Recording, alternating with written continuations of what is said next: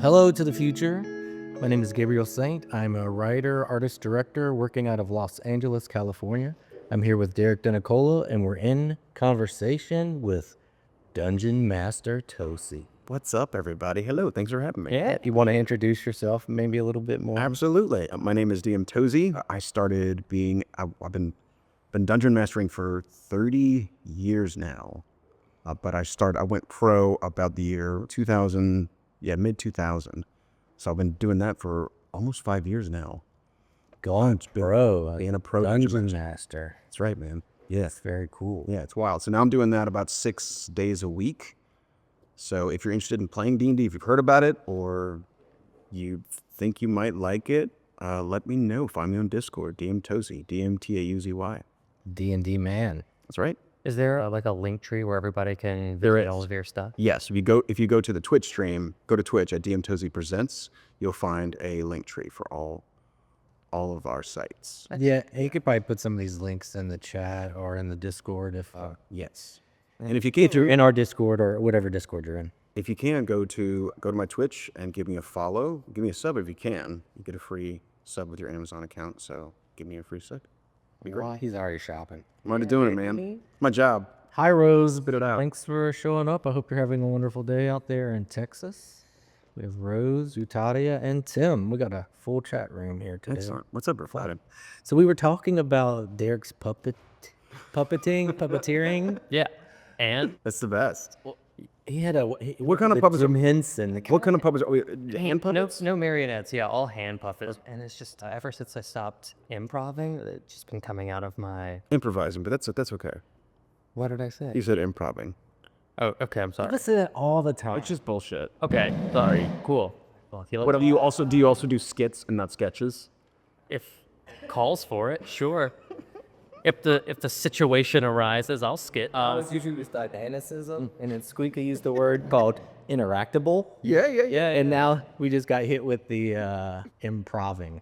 So you were improving but then you wanted to. He was improving at his improv. You're improving and you're improving. Yeah, and after iOS closed down, I just had all of this pent-up character energy. And Lisa and I went to go see the Jim Henson Puppet Up, like the adult puppet show. Puppets on sale there. And I bought like a really good Jim Henson puppet, and it developed its own personality. His name is Barry, and he loves cocaine. He like talks to the dog, and he pets the dog, and he kind of like watch Lisa while she works and like, how's it going? I'm gonna supervise kind of. He loves this. Yeah, like, and she does, and she'll talk, hey, Barry, how's it going? Like, I'm kind of busy right now, that kind of thing. But ever since then, I'm like, you know what? I have more characters, and I feel like that puppet owns the Barry persona. So now for more puppets, so I could do different characters. Do you remember the King Stag? The bar? No, the play. We did the King Stag with John Dennis was the director, and I was in the King Stag. I think that might have been before I got there. Huh? It may be because I think I was a freshman or sophomore. Yeah, before. That was one of my favorite plays of all time because I was one of the ensemble, and it was strictly mime work and puppeteering. And I was the King Stag. I got to play, and it was all like using sticks and making it run and jump. And I'm behind, dressed up like Charlie as Green Man. But I'm all in like gray, and I'm doing behind it, and I'm running the stag. It's awesome. It's incredible. Like it was kabuki inspired, but also a couple different forms in there. Awesome play. Go check out the King Stag if you get a chance. It was super rad. I'm gonna put that in the Discord. Let people. Where do you check that out? I mean, you just look that up, but I don't know if we filmed it. That was a long time ago. Gotcha. I've been out of that was in 2000. Jesus Christ, do I want to say this? 2002. Probably not. Too late. Remember? Oh well. When we're working on stuff and like Derrick will come to the table, or anybody that's working with us that has like a new passion or something that's got him like lit up. Yeah. Right now, and it's like sometimes like recently for Derrick it has been the puppeteering, and I was So awesome. how do we find like a way to use that in like a feature film, or how do you use that in a film or like in a horror film context or a psychological thriller context, or how do you use it in like a, whatever script we're working on? And some of the stories we've been working on have a little twist of surrealism, you know what I mean? There was a moment in Everything Everywhere All the Time where these two characters end up just being rocks. Yeah. And I was like, Derrick, we could have that moment, that cathartic release after the dark night of the soul. but when they come back, instead of they're puppets. That's so awesome. And Derek was like, I love that movie. "You had so me a much. puppet." I love that movie so much, man. That movie's so good. Yeah, dude. Yes. And I pitch it all the time. Sometimes I'll be like, listen, I know I'm biased. I'm going to soft pitch an idea here. We could take it or leave it. But puppets. And then they'll be like, and Derek, no. Or in one case, they'll be like, it actually works. Or for surrealism. My fiance Bonnie just did a thing where she had to draw faces on potatoes because they were friends with someone who was doing something for college, and they were helping him out. He was doing basically Caesar getting stabbed. So there's like a Roman set, but they're all potatoes. And so my mother-in-law made the dresses for these potatoes, which is all like togas. And it's all like potatoes going around, people turning them, and very serious dialogue. How wait? So is this a video or Yes.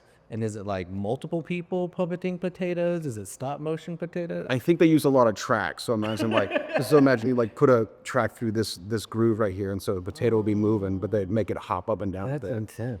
Wait a minute. So can I find this? I don't think so. Not right now. It's not quite done. Maybe we should use this table. But it's pretty incredible. She was potato That's with faces on it. fantastic. And then we ate them, Did you give them little voices as they were boiling? just clawing their faces up. So we have a couple questions already from the chair. I'd like to take a look at some stuff. Okay. Like, is one of them And, what's wrong? and one thing I'd like to come back to is I would like to pull up the film Ghostlight on Tubi Okay. and pull up the part where Dungeon Master Tauzy gets murdered. We don't have to do it just yet, but somewhere in the that was a lot of fun. If we want to take a look at a couple of these questions first, and then if these guys and gals have some more questions, we'll come back to the chat. Utadia said she really doesn't know much about D&D, so Okay, she's from the art community here for our community. So. explaining D&D is a little tough. The best way I can explain is that it's like telling a ghost story by a campfire, but the people listening to the story. So you have a storyteller, right? But the people listening to the story have some autonomy over the characters in the story. Oh, interesting. So That's a cool way to describe it. yeah, it's so. I mean, horror is a thing in D&D. It's kind of it's a mainstay. So it make that I think that tracks pretty hard. It's like you're being told a story, but you navigate the story and you have a lot of control over it.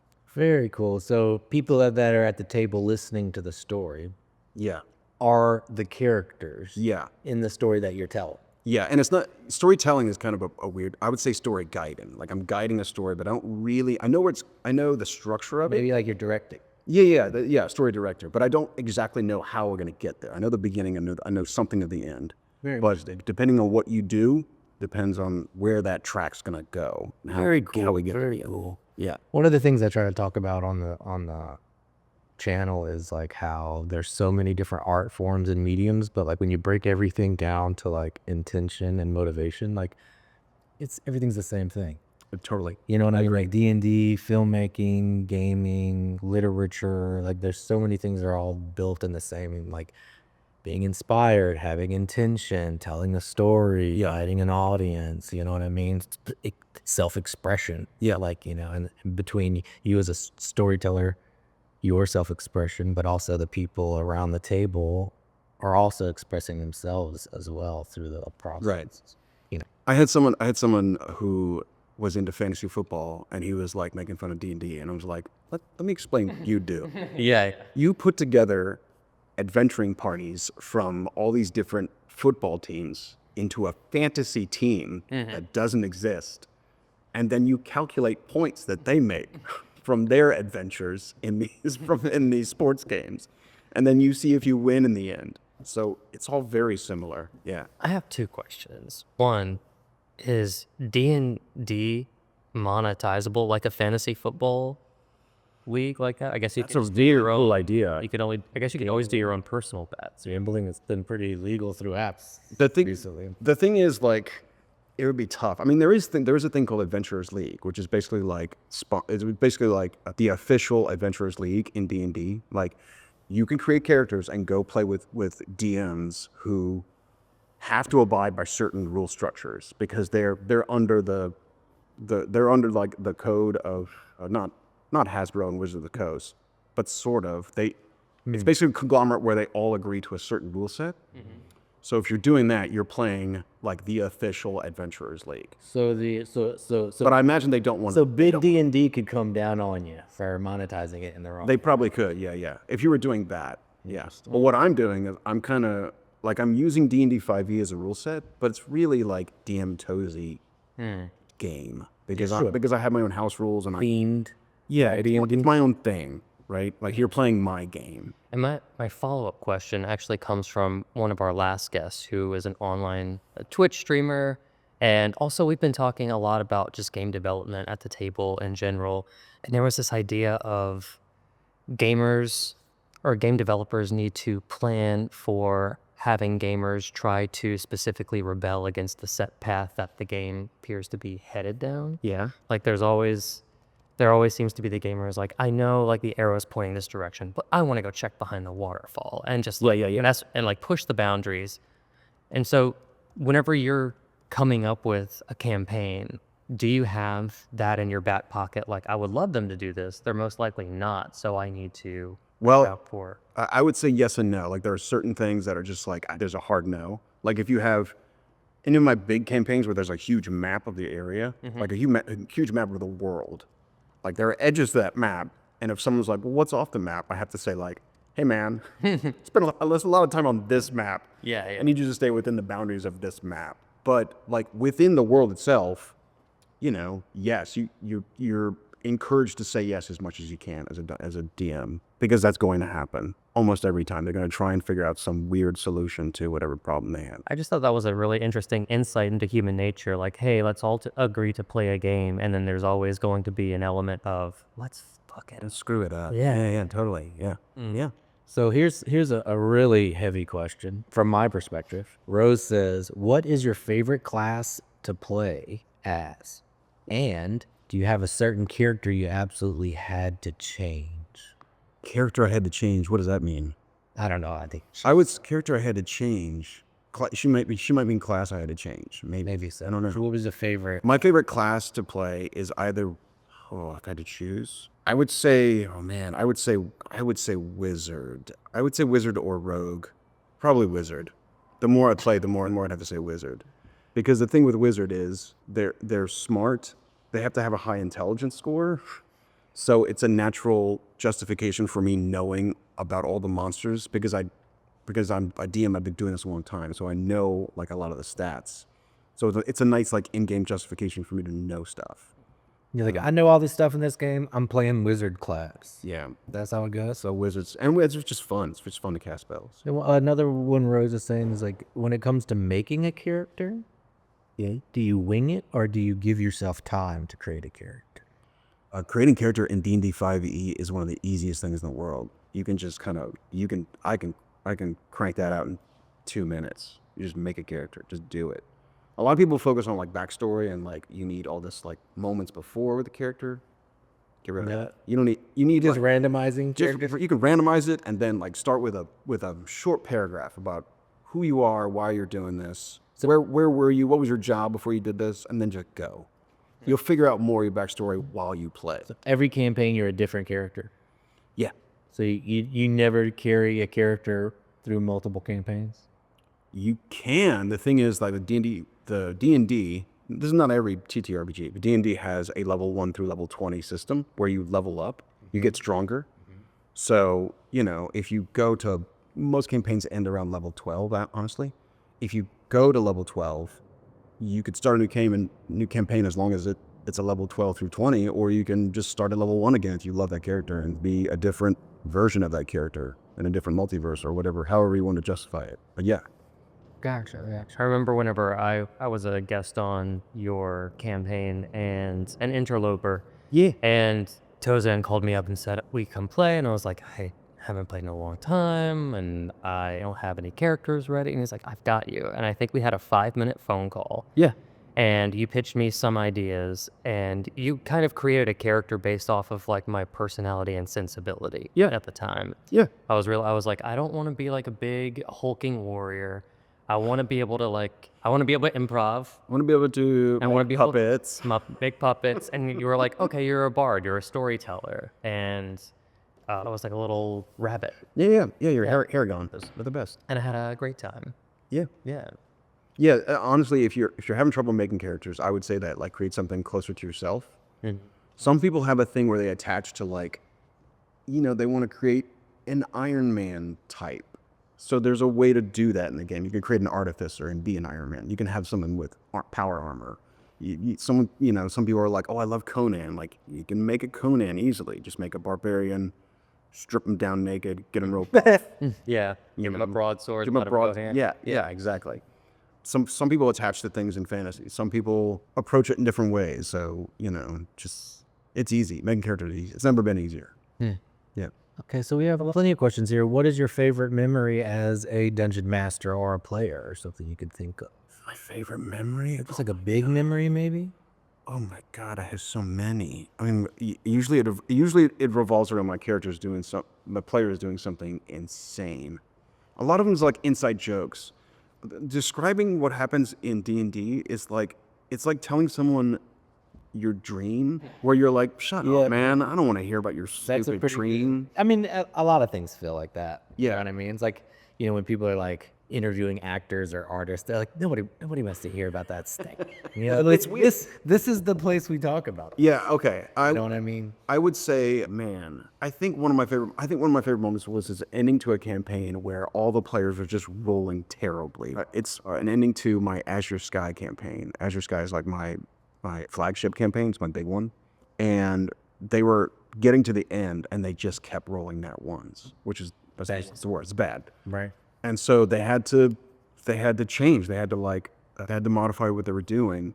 So they kept using like their super powerful things, their get out of jail free cards. They kept using everything, like drinking all the potions, casting the wish spells that they had in their back pockets. Like, And so this is live on stream. Everybody's participating. Yes. Are you laughing? of course, I'm always laughing. I'm laughing at these people Yes, because they yes. all keep rolling ones. Yeah. You're like, another one? yeah. I'm laughing at them, and they're stressed, but they're figuring it out. And they're like, oh, guys, I rolled a one. Now I'm going to drink my potion. And you're just laughing. Yeah, and they're using their like inspiration points where they're like, I have this thing where I could re-roll again, and then they get a 20, or and it was a great, nat ones tell a really good story because they force you to rethink how you're doing. Like, failure's good for a game.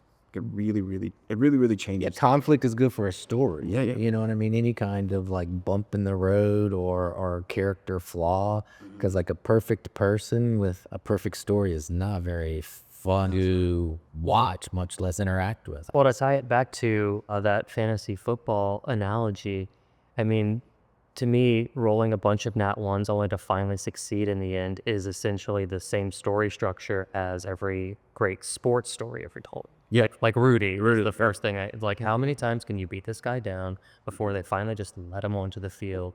Well, not only that, but like when a game gets tight, people lean in, and that's when they're hooting and hollering. If a game is like obviously who's gonna win, it's obvious. This last Super Bowl. And at the joke. Yeah, for example, like anything like that. But like if these guys are getting to the end of the campaign, you get to the end of the game, and everything's going bad, everybody's got to lean in and figure out, like, because everybody wants to watch a train. You know what I mean? Yeah, it's fun. Yeah, it's fun. Oh, we've got another question from Tim, the executive. What's up, Tim? What is one of your favorite character concepts a player has played? Man, someone just straight up played Judge Dredd, which was really funny to me. Like, they didn't change the name or anything. They were just like, I'm Judge Dredd, but I'm In D&D. I'm Judge D&D. I just jumped out of a portal, and he did, but everything was like, everything was super guttural and fun. So they're doing the voices. They're doing the voices, yeah. So he's doing the voice of Judge Dredd. He's just being Judge Dredd. Okay, so you're basically like the action lines of the narrator, and then when you get to the line of the story where their character speaks, you give them the... I don't give them anything. They improvise it. Well, that's what I'm saying. You give them the time. You give them... Yeah, space. absolutely. You stop, and then they start to speak. Yeah. And this particular fella, You just want to be Judge Dredd. he's speaking in the voice of Judge Dredd. Yeah. I had someone play, like, you could play anything. So give me an example of like something you may have said, throwing it to Judge Dredd, and how Judge Dredd responded. Well, there was one moment, it was actually very much like Judge Dredd, where there was like a bunch of goblins and they had a hostage. And so Judge Dredd's like on the other side of the door holding his like he was an artificer, so there are canon type things, and he's like, put the hostage down, I'm coming in 3, like, just being like, And it was 2 goblins that were held hostage. you're just goblins holding on like, get out of here, and he's like, I'm coming in. And like, do y'all feel like in the gameplay that's okay? Like that's encouraged? Yeah, you play who you want to play. I had someone else play in a one shot. He was inspired by some anime, but he wanted to play a vending machine. He was playing as a vending. He was playing as a vending machine that shot out like anime dolls who would then use powers. Like that was his warlock ability. And I was like, okay, I want to drive a race car shaped like a rabbit, and it shoots out little baby rabbits. you could do it, man. There's a way to do it in D&D. There's a way to do it. As long as you follow like some semblance of the rules, there's a way to do it. Yeah. That sounds fun. Yeah. Man, I haven't been using my imagination enough, is what that tells me. No, you don't. You've been doing great. A bard Haragon is awesome. That's great. All right, I'm checking out to see if we've got Occasion bard. Right, she remembers that anime. Oh, Robichaud. She said what? She says, "I remember that anime." There's an anime that does, where it shoots out anime girls who then kick people. Rose is a big anime fan, and she said she had recognized that. Okay, so we have a couple questions just about like, have you ever come across an actor that you've seen that was like a hero of yours, or like that you really like that you've seen here in LA or anything like that? Like you just mean like playing D&D or just as celebrity? She was just asking like another question. She on the thing, you're an actor and a D&D master. So Yeah. I think Rose is just asking a question about acting in general. Maybe have you seen an actor in LA that you're a fan of? Oh yeah, yes, tons. My God, I always think of Patton Oswalt when I think of, because I was like, I don't get like starstruck. Doesn't really happen, but with him, I was like, hi, Patton Oswalt. hello. I do feel like you two would be great friends. With Patton? Yeah. Well, he's a D&D dude as well. Like he enjoys the things I enjoy, but he's also like super funny and super successful as a comedian. But Yeah, and on a slight detour, but in a horror route, his wife, I rest her soul, solved the. she did. Isn't it crazy? They wrote a book about that. She solved what? She solved the murder. It was a Which murder. murders was it? It was like the golden Was it the Golden State Killer? Yeah, it Golden was. Yes. State Killer. Yep. She did. Yeah, Patton Oswalt's wife. Like they must just be really gaming in that house. You know what I mean? Like if she's figuring out like this answer to this long unanswered question about a serial killer, and he's running D&D campaigns and doing stand-up comedy, the amount of like storytelling that must have been going on in that household. Yeah, he's great. Yeah, I mean, there's I've met a lot of actors and celebrities out here. Anybody else offhand besides Patton Oswalt? Well, very cool. How about this? Like, what's the biggest, like, maybe celebrity that you've worked with or learned from?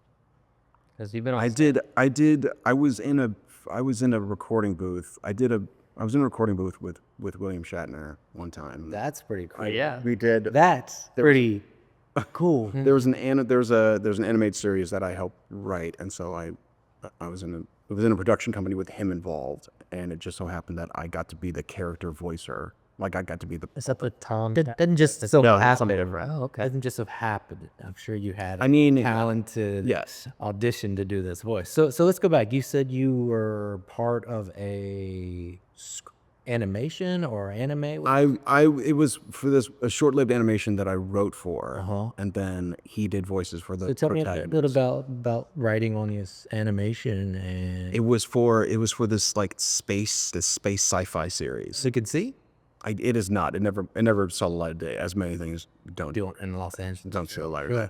So you wrote for this project, and when it came to production, they were hiring voice actors, and you and William Shatner were working with each other. Well, he was always gonna to voice one of the protagonists, right? And then He's kind of your A-list at that. yes, and then they needed someone to come and do like a whole bunch of character voices, and so like I got brought. How in. cool was that? It was very cool. And you knew all the characters. It's such a great end. Like, And if you've heard anything about William Shatner, you know that he's like one of those one take guys. And I distinctly remember being in the booth, and I did a take, and he goes, "Cool, let's move on." And I was like, and I actually said, I was like, "Can I do another take?" And he's like, and he looked me up and down like, "Are you?" And he's like, I'm William Shatner. "But I want to do another take," so I did another take. But he did allow that's good. Yeah, he's cool, dude. Hi, Trey. Thanks for joining. Howdy, Trey. Ice Trey, is that one of your guys? That's Trey, dude. Thanks for joining, Ice Trey. Thanks for the follow. If you got any questions for Tauzy, now's the time. Man, I hang out with Trey so much. Personal questions, things you don't get to ask about D&D, you can ask him here. Also, he's an actor. I don't know if y'all talk much about his acting. I am, yeah. Yeah, man. How do you prepare to play a mime? How do I prepare to play mime? It's actually harder than anything else because you have to map out.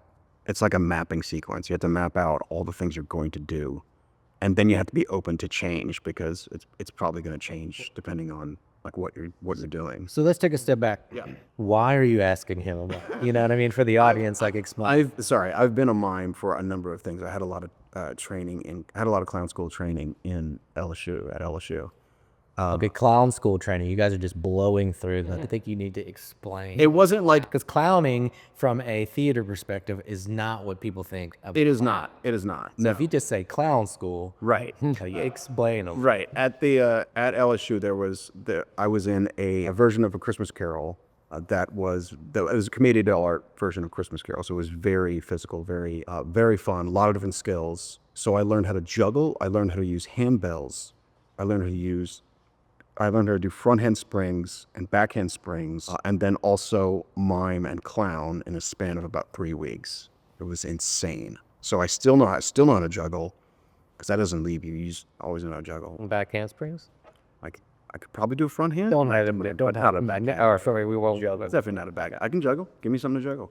And then so I learned. So a lot of clown isn't like putting on makeup and making silly noises and doing balloons. A lot of it's just like space work and object work and figuring out how to manipulate the environment around you, even if there's nothing around you at all. So there's a lot of mime work, a lot of it. So I've done a lot of different mime work. My friend Kelly Schumann asked me to be, she worked for, I can't think of the organization. They help out sick children. Why can't I think of it? St. Jude's? It's very close. Not St. Jude. Shriners? We'll take your word. No, I can't. No, It's one of the big three. Make-A-Wish Foundation. She worked for Make-A-Wish, and I played a mime for a kid who wanted to go to France. I played a mime for him. I was also a mime on Days of Our Lives. I was also a mime in a couple of skits, and then I might go be a mime next month. I might fly out to go be a mime somewhere else. Yeah. So it's a big, it is. It takes more work Call to that prepare for big mime. pro miming. Yeah. I'm out there pro miming. It's a lot of fun. Next tier miming. So yeah, anybody in the chat with us right now? Trey, Rose, you, Tadia, you got any questions about miming? Because we've just opened the door to that. We got questions about miming, questions about acting, questions about D&D. Yeah, man. Can I ask the what the information story for arc was for a mime on Days of Our Lives? I think they were in, it's been a while. I think they were in Paris, and I came in, and I'm a mime, straight up mime, juggling, and I was dropping stuff all day then, because they gave me these freaking, like, not cantaloupes, but I was like, I can't juggle these. So I'm just like, I finally got my bearings, and I got smaller things to juggle, and I was juggling them as a mime, and they bump into me, and I drop. I'm supposed to drop everything, and then I act upset it's ridiculous. It's awesome. Yeah. Love it. Yeah. So what happened is in Days of Our Lives, at some point, it's set in France. Yes. So they don't fly to France. No. They're God. shooting it on a movie set here in Hollywood. Where do they do? Because Derrick's done some work on Days of Our Lives. Yeah, they shoot it in Burbank. Yeah, it was in Burbank. So they build a fake France. So what do they do? Build it on a stage? Or are they outside? Yeah, it was on stage. Yeah. So what do they put up? Like some fountains and some people walking with some baguettes or something? And like maybe some pigeons? I don't know. Yeah, that's exactly right. And then they bring you out there in like a mime outfit, right? Okay, so I guess like our characters, they must be like trying to go through a scene. They're going through a scene. I'm juggling. You the whole keep time. getting in their way, I'm assuming. And the director made it as hard as he possibly could for me because he's like, I want you going up and down these stairs, juggling these cantaloupes. You got this. And I did not have this. I was just like, pa-tunk. Every now and then they're here, pa-tunk, as they're filming over there. And they're like, come here. Oh, come here. For the sound. You said you could juggle. Did you get like a talking to? Like, you said you could do that. So is there any way we can find some proof of this? Because Executive is saying that he needs some photos of Mike in mime makeup. I mean, I will have some in the future. I don't know if you can find. Can we find the episode of IMDb for Days of Our Lives? It's on there. I'm sure it is, but also no, because Days of Our Lives has been on for 60 years. 60 But years you can daily. find Tozan's IMDb. You probably could find it. You probably could find it. I have been trying during this conversation. Now, all I've been getting is stock footage of Marcel Marceau. Great. Right? So Of course. Great. I'll keep trying now. Very Talk amongst yourselves. Very cool. Any other mime stories that you want to hip us to before we move on to a different subject? I mean, no, man. I love it. It's one of my favorite things in the world. And you said that you have a new project coming up where you'll be miming. I might be flying out to go be a mime. That's very. How often do you get to do that? Not very more. I prefer to do it more, but it's not something that happens a lot. It's a very niche thing. Have you been doing any acting lately outside of D&D stuff? This has been all consuming. We're doing this 6 days a week. Wow. That's crazy. 6 days a week, like all day, every day? Not all day. Times, midday? Like Sometimes do 2 games in a day, but each game is like 3 hours long. And then there's writing beforehand and sometimes after. So there's sometimes a good bit of pre-production. So it can get very involved. And right now I'm in the middle of writing my biggest campaign ever. The problem with writing is that the more you do it, the more expectations you have of yourself. Sure. Like you think you can do better. That's just art in general, or just life in general. Maybe like the better you are, the better you're getting. You know. And the more critical you are, like Yeah, it's just like you must be getting better. I think I am. Yes. That's what comes with getting. Yes, I think I am getting more better. critical of yourself. Yeah. Because you see you're better than you were. Yeah. You're like, oh well, I need to keep getting better. I'm also just like better at the software, so I understand the software more. Yeah. And the software's getting better too. That's always. So When we're making films or I'm editing and the software has an update in the middle of editing or something and it makes everything so much easier, I'm just like, Derrick. Like the rotoscoping had an AI update about 2 years ago or something in the middle of a project where I was cutting people out. And you had to cut out the 24 frames a second. So it's basically like photoshopping out the background of 24 frames a second, for 5 minutes of footage, and it takes a long, and there was multiple things of footage. That week I was editing, there was an AI update where you could just select the person and it would auto select them, and I was like, oh my God. that's to save me hours and hours. Yeah, and I was like, thank God I wasn't finished with this in the updates too. But I know people were, but it's amazing when software moves forward so fast within your industry or within your creative passion. Like it's scary, but it's also like There's a couple great when it helps. There's a couple updates in the Roll20 software. That's the VTT software that I use, the virtual tabletop software, where it is infuriating when they update something and then it feels like it's 3 steps back. Yeah, that is very infuriating. Because every now and then that does happen, and I'm like, why did you do this? So much better before. You have to know this. It made some change that no one asked for. Yeah. Because someone at that company needed to prove their worth and decided to come up with something, even if it was worse. Well, maybe so. Sometimes it's just like there's another side of the community that's like, yay, we finally got our change. Yeah. You know what I mean? Yeah, that might be it. Yeah. If you would like to maybe like get into maybe a little bit about filmmaking or a little bit about acting in Los Angeles, I know that you went to LSU. I went to LSU. Graduated a theater. Graduate theater, yeah. BA in theater, and then came out here, started getting some jobs, but really, like, I was never really big on the industry out here. I was desperately trying to find some way I could like really make my own identity. And then at some point I was having lunch with a friend of mine, and my fiance said, you should try, we were talking about D&D, and she was like, you should try this.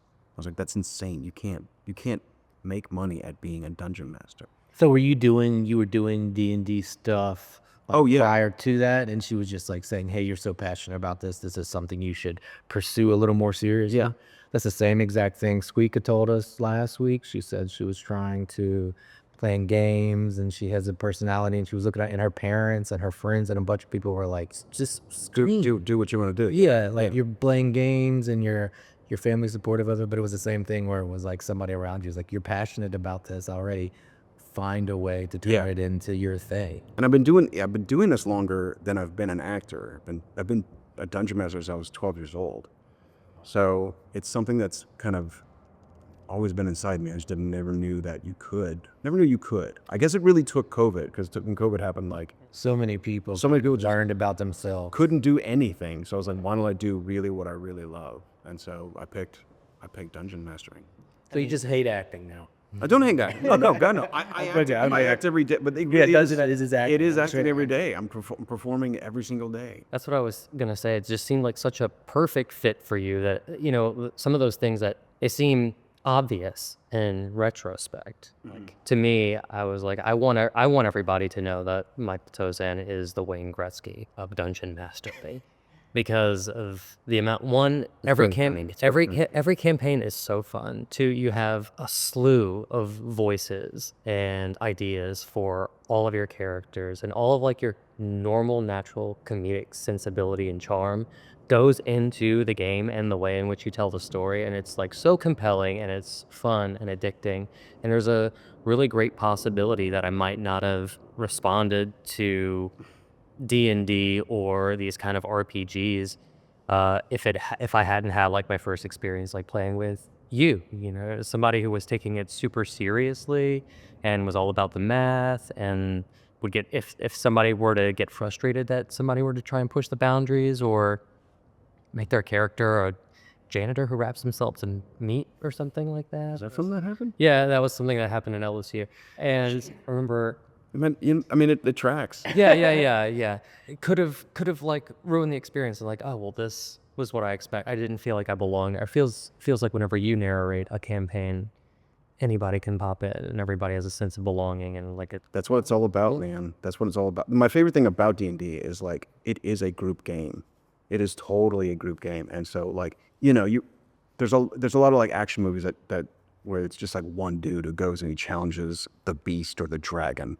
But this game, that does not work. You can't do it by yourself. You have to depend on other people. And a lot of times it's like strangers you're playing with, but you still have to, there's still a sense of camaraderie. Community. And yeah, it is definitively a group game, which is, some people struggle with that.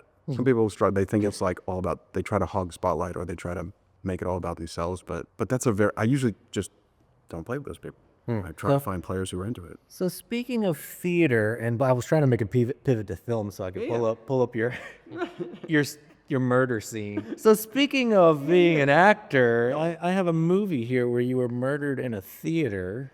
Yeah, who did that? Who murdered me? Well, it was Will Rothauer, but I'm gonna pull up a couple scenes here so we can take a look on the. Thank you, Gabriel. That's a lot of fun to film. Going to It's a lot of fake blood. a lot of fake blood. And even though the scene that we're going to be pulling up is not the one that I'm referencing right now, Tozan had some really great moments of improv where we were getting. I can pull those scenes up. I can pull those scenes up. If we're looking at right now, I have a still frame on right now on the screen of Tozan from the roof with his on-screen girlfriend, Elizabeth Godley. That's right. And they're hearing a haunted story from our co-star Madison Plata. Matt. I can't remember what her name was in the movie I was trying to think of. Oh, Virginia or something? That's what it is. Virginia. Because she's on the roof. She keeps ending up on the roof for some reason. She sleepwalks onto the roof. All right, so here's Tozan and Godley listening, but I'm gonna flip through a little bit and see if we can find, look, here we go. Here's some of I'm gonna turn the volume up here and switch to my onboard mic and stuff so we can hear a little bit of Tozan's gabbing here. You think? You like it? Yeah, that was great. I have my eye on a dress. I'll have it in time. Right, trusting. I'll have the dress in time. I am stuck in terrible traffic in the All right, so that's I'll find some more here of Tauzy. Gotta find the. There's Will chilling. Yeah, Will's getting ready to murder everyone. Will's the murderer. So I guess it's okay to show these. Okay, so here's Tauzy's murder scene. So I'm gonna get back. I will say, warning, if you're watching the film, we're about to see a murder scene in a horror film, but it is all makeup, but Tozan is still alive. Hey guys! I know Tozan, I know Tauzy. It's just one hit? Oh no, that's right. That's right. There it is, our man Tauzy being murdered, dragged off screen. You look amazing. I did. We did all kind of special effects too. And then she cuts to her. You look amazing. Yeah, so that was Tozan being murdered in that wonderful film called Ghostlight. It's free on Tubi if you want to check it out. Thanks again, Tozan, for doing that. We have some short film projects coming up soon that we'll definitely be reaching out. Hell yeah. Let's see if we can write a mime in. Yeah, that's a great idea. Let's do it. A juggler. Rose says she loves the camera angle. Perfect. Excellent. It's like she knows. I'll be a mime. I'll do some puppetry work. Yeah. We could. Let's do. That would be a great idea. You know, he could put his whole body into his hand. I'll do some puppetry work. I'll do some poetry. You have to put me into this. I'll do the puppetry work. I'll do the puppetry work. So can we talk maybe a little bit like preparing, like if you're looking at D&D, Yeah. or you're looking at acting, or you're looking at maybe if you have like other creative outlets, like I don't know if you do music or if you do any kind of drawing or any other kind of self-expression, but just talk to us a little bit like if you're preparing as an actor for a role, like how you're finding yourself in the role or the expression, or how do you get your emotions on the surface to work with them as an artist, or you could talk a little bit about that process. I still draw a lot. Oh, that's interesting. I have to, because a lot of it's like cartography stuff. You have to make a lot of maps. And I did this as a child. I would get like construction paper, and I would rip them out of the books, and then I would tape them to each other. So I'd make these ginormous maps. Interesting. And I think I was inspired by, do you guys remember The Legend of Zelda, the first Zelda game? Yeah. Oh, yeah. It had those like blocky maps where you'd go to each area and they were their own maps. And so I started doing that. And I would make these these things that were like half the size of, well, a quarter the size of this room, just big things taped together with construction paper. So now I do that professionally with different programs. So I layer on different. You're telling the software. story for this D&D game. You have to lay out the physical Typically. terrain. Yes. So typically I use a couple software. I use Incarnate for like the base of it, and then I'll use Roll20 to add in more elements to it. So it becomes, Incarnate and Roll20. yeah, typically I'm using that, but then I also use some AI generation tools now because it fits better. This is software specifically for D&D campaign building. No, well, Roll20 is for TTRPGs. It's for TTRPG. yeah, tabletop role playing games. So D&D is the most popular. It's about somewhere in the range of like 80% of TTRPGs that people play is D&D, and then it's like 10% Call of Cthulhu. People play a lot of Call of Cthulhu, and then it's 10% all the others. So there's a lot of, but that's a lot. That involves a lot. So Roll20 is mostly D&D. And Incarnate is INK. INK, yeah. Yeah. That's what I use to build map software. But a lot of that, when I didn't have digital software, like pre-year 2000, I would draw a lot of I remember I found this big stack of like index cards where I draw weapons and I would color them in. So like battle axes, and I'd spend painstaking amount of time drawing them out, and then when you get an item, I would hand it to you. Oh, wow. That's Yeah. cool. You made your own playing cards. I made my own playing cards. Yes. That's fantastic.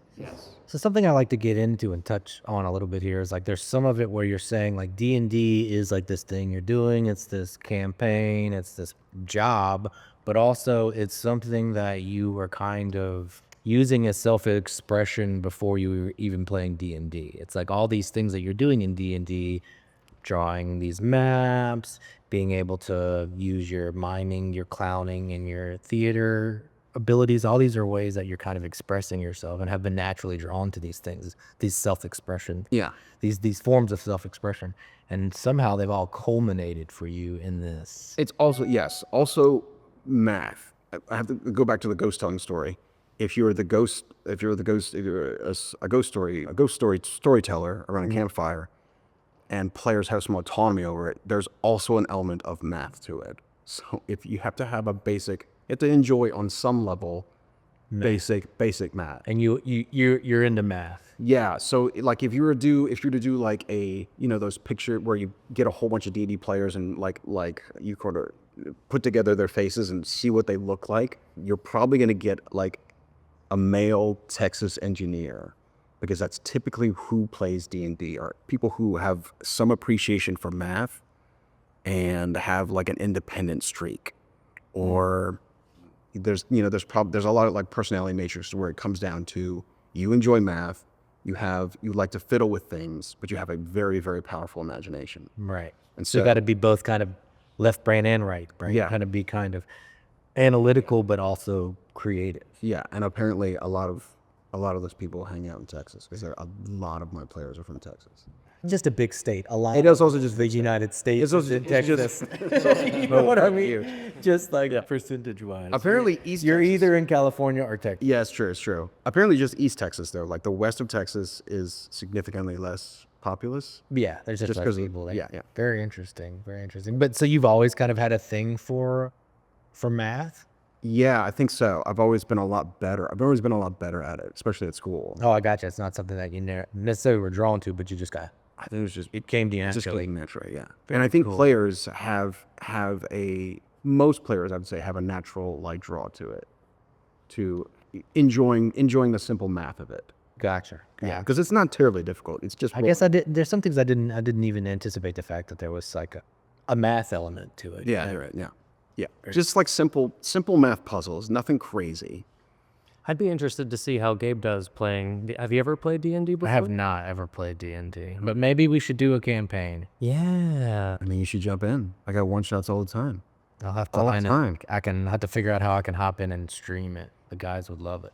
Yeah, come play. That sounds fun. Okay, so it's getting close to that time, but what I would like to do is maybe hand it over to Derrick, and Derrick said he might have a series of D&D questions. Oh, crap. Some trivia to put A little trivia. put us in on the burner we go. for a second. And then also in the chat, Rose or Tim, you Tadia, if you end up back around, or Trey, if anybody wants to come back in and ask a couple more questions before we get out of here, let us know. But until then, I'm gonna hand over to Derrick, and we're gonna take a look at this. What's your trivia, man? Okay. Some Just- D&D trivia. Just like standard D&D, and get down some Azure Sky stuff too, just to like maybe. Okay, what you got? Okay, well this one is really about D&D, but also just a big basic question.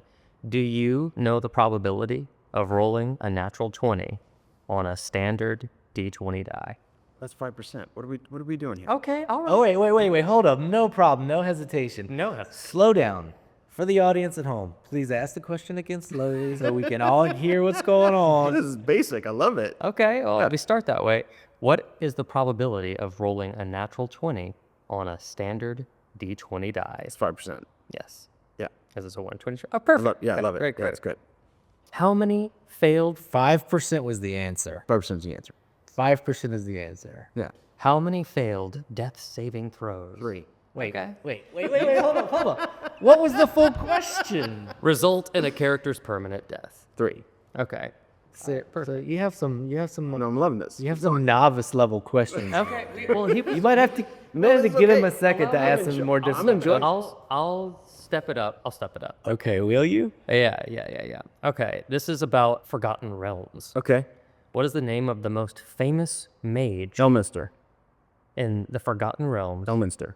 known for their floating discs and other spells? Mordenkainen? Yeah. Rose is enjoying this. She's trying to guess the answers too. Okay. He's Great. enjoying this. So he had to think in his first answer that he popped off before you were finished with the question, I will add. Well, it's kind of, these are very strong mages. A lot of the mages in the Forgotten Realms are the original players. Like, it's their characters. Like, the original players back in the 60s and 70s, they were like, I want to play a mage called Mordenkainen. And their stories became the canon for Forgotten Realms, which is really rad. Interesting. That Like, is- you're casting their spell. You're casting the first. Live on forever. You're playing history. Yeah. Okay, let's talk about some famous artifacts, maybe. Okay. The Deck of Many Things Yeah, was that it? is one of D&D's most powerful magical items. What is the name of the worst card you can draw which tracked your soul? But hold up, I want to go back because Rose said the last thing we were talking about. She said imagine Squid Games, but D&D. She's saying maybe like the way I'm not saying it. Imagine Squid Games, but D&D. Like, I kill people who fail? Okay, I'm sorry. Go ahead. I mean, I'm down for it. If you agree. No, I thought maybe she was referring to the building the way it worked, where you were building a cannon for the. For other players to come in and take the place of. Yeah, Interesting. I think maybe that's. That's a dark way to put it, though, because they do not have a good time playing those games. I don't know why I pictured Tauzy just putting a 9mm on the table, being like, let's play. This is how we D&D. Stand on the air. Have you guys seen the last season? That that Russian roulette scene is incredible. Of Squid Game? A Squid Game. I have not seen. I just started. The first 2 episodes are incredible. The rest of it's like, okay, but I'm sorry. Let's get through the. Sorry. It was my fault. It was my fault. It was my fault. Rose and I went off on a Squid Games tangent. We're going back to the deck of many things, and Ooh, we're it going. was a tough one. this is really tough. Okay, the then name- slow down. What is the name of the worst card you can draw, which traps your soul? Okay, it's not death. It's not like. What is the name of the Is worst it card? going to sound like a high arcana card? It's going to sound like the Emperor or the Priestess. Is that what I'm looking for here? These are tarot cards. You're mentioning 3 tarot cards. Now it's going to sound like a mustard. It's going to sound like a mustard? What does that mean? So ask the question again, Rose. I want you to listen to this question too. Ask the question again. What is the name? Yeah. What is the name of the worst card you can draw in D&D's The Deck of Many Things, which traps your soul? I don't know. I don't know the names of the 52 frickin' cards. The Hanged Man? What is it? Which one is it? The Donjon. Oh, the Donjon. Okay. Which reminded me of All right, well, he's got these one wrong. That's not too bad. Oh, Donjon because it's like a pot, so it traps you in the pot. Yep. Okay. Maybe let's That's try a good one. That was a good one. We stumped him. That was tough. Finally stumped. Okay, because I didn't know if he had any good ones. 'Cause you were answering them before he got the questions. At least we stumped him. Sure. Let's do a little Azure Sky. Or ask me questions about my own campaign? I guess. Do it. Yeah. Okay. In Azure Sky, players face various formidable foes, and in D&D, I'm sorry. This is actually a It's a D&D question. Yeah. Go ahead. What is the term for a powerful, often singular enemy that is designed to challenge an entire party, typically serving as a climactic encounter? A BBEG? A boss? Yeah. Yeah. The big bad evil. Yeah. That's the answer. Yeah. Yeah. Yeah. That's more of like a meme. That's like a meme thing. But it's also BBE? D&D. Yeah, BBEG. Funny. Like the big bad evil guy of the campaign. Yeah. Okay. Perfect. Well, I like that one. That one's good. you like that? Okay. Yeah. Okay. Let's do this. Well, we can move on. So check this out. One thing I like to do round out the stream. It's getting about time. Yeah. I think I always like to remember people who are watching the stream or the YouTube video, however they're consuming this current content, is that one thing that Tozan has kind of talked about and that we have talked about in every podcast is about how, like if you're having a shitty day, or like whether it's your parents or your family or your job or whatever, like you can go play a D&D campaign and kind of get all that shit off your chest. Yeah. You know what I mean? And like maybe just kind of like tell us a little bit about how kind of how that experience is. I mean, yes. So standard D&D is a high fantasy setting. So in that, there are some things understood, which is that like you don't have to do this in high fantasy, but it is a place where you can escape. There's very much in a sense of escapism in D&D. So, and I would say that is healthy that's why a lot of people play video games. Why a lot of people have different hobbies like this is to escape the monotony or the strife or whatever is bogging you down in real life. So it can be extremely helpful to jump into a place where your decisions don't matter. The consequences don't really matter because it's still just a game. Your character can very much die in D&D. Like horrible things can happen to your facsimile of yourself inside this fantasy world. But that ultimately doesn't matter. We're just like exploring the journey. Like finding a cathartic release. Yeah, finding release inside the game, like finding release in success and failure, because both of those have wonderful amounts of value to them. So you can, there's a lot of value in escaping for roughly 3 hours at a time once a week. And I bet you there's ways to like learn life lessons through these fictitious campaigns. Yeah, you Yes. can see how interacting with people works or doesn't work, whether you're in a fictitious surrounding or you're really rubbing elbows with real human beings. You know what I mean? You have to learn to socialize and nurture a community. Yes. And I think a community is very important as an artist or as anybody who's trying to like nurture their self-expression. And I think I always tell people you have to take care of your mental health, you got to take care of your physical health, you got to take care of your communal health. You know what I mean? And I think those are 3 things that are very important, And It's my my MO as a DM is to get more people to try DMing. It's my big thing because right now we have a surplus of players. There's so many players out there who want to try out the game, and that is awesome. but we don't have enough DMs. So DMs, you're saying dungeon masters, yeah, right? yeah, the story guiders. We need more people who would story guide this. So if it's something you're interested in, I very much highly recommend it. I think a lot of people get scared because it looks like a lot of hard work. But like anything in life, it's as much work as you want to put into it. Like you can put a very small amount of work and still have a blast, and your players will have a blast if you just create a one shot, or you just create a happening.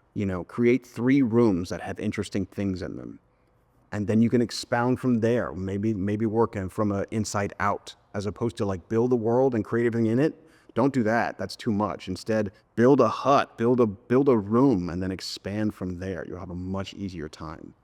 So, yeah, and to what you're saying, like it's definitely a group game. D&D is made for 4 players. It is designed for 4 players, not 1 player, not 2 players. It's designed for 4. I typically play with about 6 or 7 because it's just I have more fun with it. I think like unlike real life, the 5th wheel in D&D is highly valued. It's like it's really it can be critical to have that 5th person to come in and give their abilities. Because if you're just like one dude with a sword who walked into a smoking hole trying to fight a dragon, you're gonna lose. But if you have that wizard or that cleric backing you up, and you have that bard singing your songs and inspiring you, you're gonna have a much better time. It is about building a community inside and out of the game. Yeah. Will you ever maybe post YouTube videos like about how to DM? How to DM. Yeah, It's a good idea. My brothers were talking to me. I should absolutely do that. because I really watch that. As a writer, I think, oh, maybe that would be a good fit for me as a storyteller, and I'm not always like the best with like calculating like hit points and Yeah. inspiration, whatever. But what I can do is craft a narrative and try and keep things interesting, and that.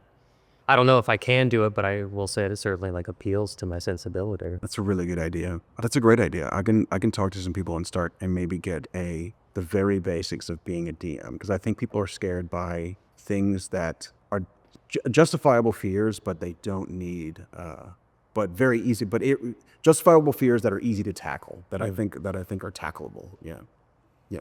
Well, there he says it. You're not just a D&D player. You can be a dungeon master. You can do it. Dungeon Master Tauzy says you should, and is encouraging you to, and may have a YouTube video explaining how best to do it. It sounds Good idea. Yeah. He's also encouraging you to clown around, maybe do a little miming if you got to. So Tauzy, you want to tell them again a little bit how to find you or how to join one of these campaigns? Yes, absolutely. Find me on Discord at DM Tauzy. My Discord tag is DM Tauzy. That's your first step. You can find me on Roll20. You can find me on Start Playing. But also find me on Twitch. Find me on Twitch at DM Tauzy Presents. DM Tauzy Presents. You'll find me. I stream live D&D.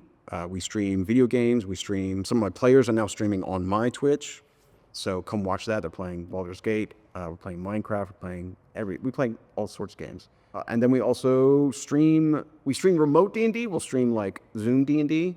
Zoom and Roll20 D&D, or we'll stream in-person D&D, like Derrick played. So we're streaming live Azure Sky on Monday nights right now. Tim says Mike streams Tricks of the Trade occasional. I also do Tricks of the Trade. Every now and then on Sundays, I'll do Tricks of the Trade, which is where I'll talk about being a DM. So if you want to come join in, right now I'm trying to cover the entire Dungeon Master Sky's look.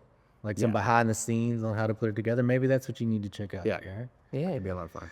Well, Tozan, thank you so much for being here, man. I hope we get to have you back again, and maybe we'll go a little deeper. It'd be nice to like join some of the community, see if we can have some do a little mock scene or a little mock level. I'm not sure how you would say it. Like if we just like show us how it's done, so people who aren't in the community, who have never played D&D, from the outside watching this YouTube video can watch and say, We can absolutely. that's what D&D looks like. We can absolutely. Give people a kind of sneak peek. All right, y'all. Thank you for being here. Thank you for the chat. Thanks, Rose, Tim, Utadia, and Trey for hanging out.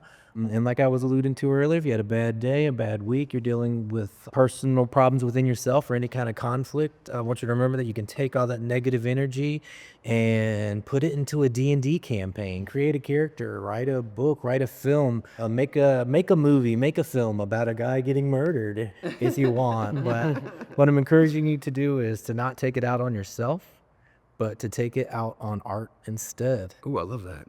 Me I love too. that. That's great. and we'll see y'all next time. Peace. Bye. Peace.